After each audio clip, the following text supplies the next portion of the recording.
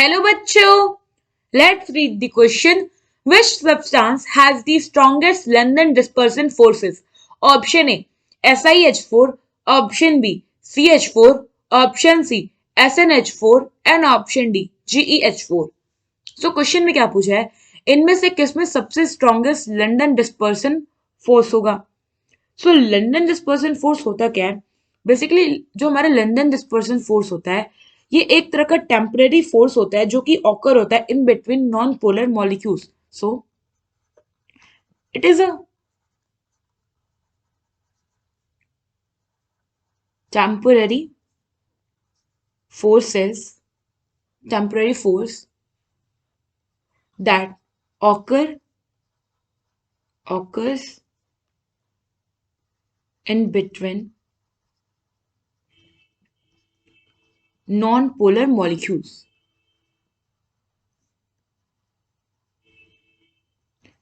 ना यहाँ पे जो हमारे पास सब्सटेंसेस हैं SiH4, CH4, SnH4 and GeH4, ये चारों जो हमारे कंपाउंड्स हैं ये नॉन पोलर कंपाउंड है.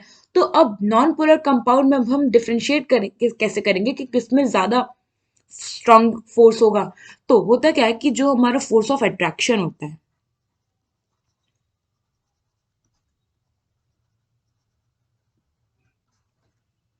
अगर जैसे सब में क्या लग रहा है, हमारा लंदन डिस्पर्जन फोर्स लग रहा है, तो इस केस में जो फोर्स ऑफ अट्रैक्शन होगा, फोर्स ऑफ अट्रैक्शन, या आप कह लो जो हमारा फोर्स ऑफ,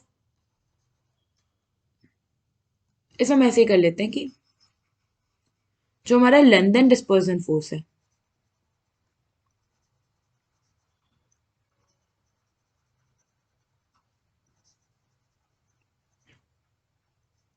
ये डायरेक्टली प्रोपोर्शनल होता है molecular weight of the molecule.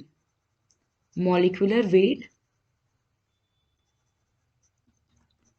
Of the molecule. So इसका मतलब क्या है कि मॉलिक्यूल का वेट जितना ज्यादा होगा उस पर लगने वाला जो लंदन डिस्पर्जन फोर्स है वो भी उतना ही ज्यादा होगा. तो यहाँ पे अगर हम अपने मॉलिक्यूल्स को देखें तो हमारे पास क्या है, silicon, silicon SiH4, CH4, SnH4, GeH4. तो H4 तो हमारा सब में कॉमन है. अब बचा क्या, हमारा central atom which is silicon, carbon, Sn और Ge. तो अगर आप एक चीज नोटिस करोगे तो ये सारे के सारे बिलोंग करते हैं ग्रुप 14 से, विच इज कार्बन फैमिली. तो अगर हम इनको increasing atomic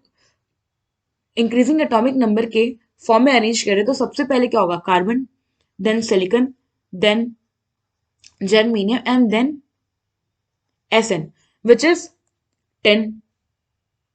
now down the group हमारा क्या होता है, जो एटॉमिक नंबर है इंक्रीज होता है,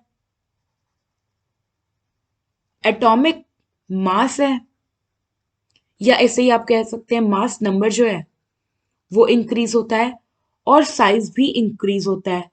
नाउ डाउन द ग्रुप अगर हमारा साइज, ये हो गया हमारा डाउन द ग्रुप.